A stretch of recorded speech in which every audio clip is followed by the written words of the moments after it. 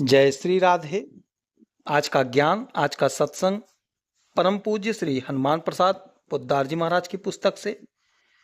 परम पूज्य कहते हैं, मान अपमान रूप का या शरीर का होता है और स्तुति निंदा नाम की होती है, और ये रूप तथा नाम दोनों ही तुम्हारे स्वरूप नहीं है।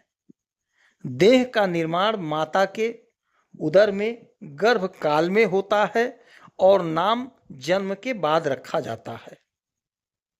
नाम बदले भी जाते हैं, अतएव ये रूप और नाम आत्मा के नहीं हैं। तुम आत्मा हो। इस देह के निर्माण के पहले भी आत्मा रूप में तुम थे, देहावसान के बाद भी रहोगे। आत्मा का मान अपमान और स्तुति निंदा कोई कर नहीं सकता, अतएव मान अपमान तथा स्तुति निंदा से तुम न हर्षित हो न उद्विग्न हो। दोनों को समान समझकर उन्हें ग्रहण मत करो। सत्कार, मान और बड़ाई, स्तुति जितने प्रिय लगते हैं, उतने ही असत्कार, अपमान और निंदा, गाली अप्रिय लगते हैं, और उसी के अनुसार राग द्वेष होता है। राग द्वेष का परिणाम है आध्यात्मिक दैवी संपदा का नाश और भौतिक आसुरी संपदा का विकास। जहां आसुरी संपदा का सृजन, संरक्षण, संवर्धन होने लगता है, वहां भांति भांति के दुष्कर्म, दुर्विचार, पाप, दुख, क्लेश, संताप, अशांति, यंत्रणा आदि का होना बढ़ना अनिवार्य होता है। यो मानव जीवन दुखों तथा नरकों का अमोघ साधन बन जाता है।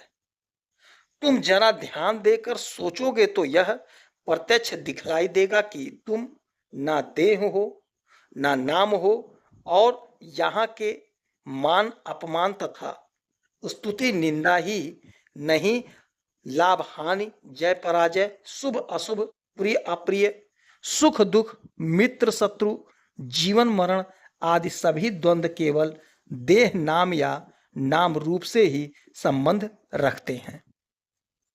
तुम इन द्वंद्वों को भगवान की माया मान लो या उनका लीला नाट्य, बस तुम इस द्वंद्वात्मक स्थिति से ऊपर उठ जाओगे।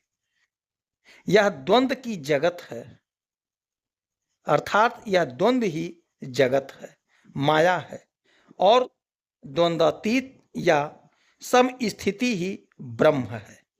द्वंद्व परिवर्तनशील है, विनाशी है, और सम ब्रह्म नित्य अविनाशी है। यही तुम्हारा स्वरूप है। स्वरूप होने के कारण सहज ही अनुभवमय है। तथापि प्रकृति स्थल अवस्था में सत्य की अनुभूति छिपी रह जाती है।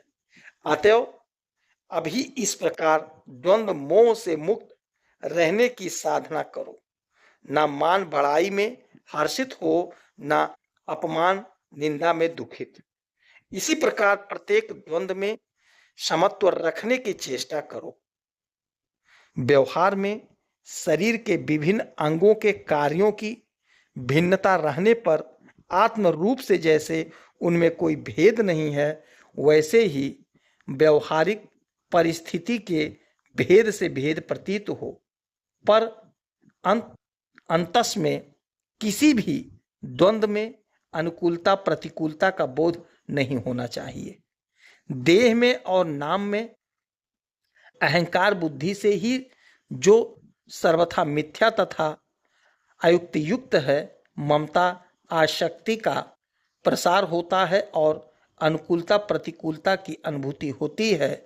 अतः अपने को सदा सर्वथा आत्मा में स्थित आत्मरूप देखने की चेष्टा करो, और मिथ्या नाम रूप को सर्वथा कल्पित मानकर अपने को सदा उनसे पृथक देखो।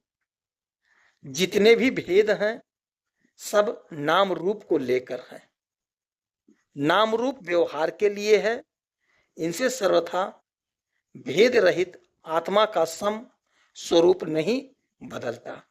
तुम सम आत्मा में जो तुम्हारा स्वरूप है स्थित होकर व्यवहारिक जगत में यथा योग व्यवहार करो।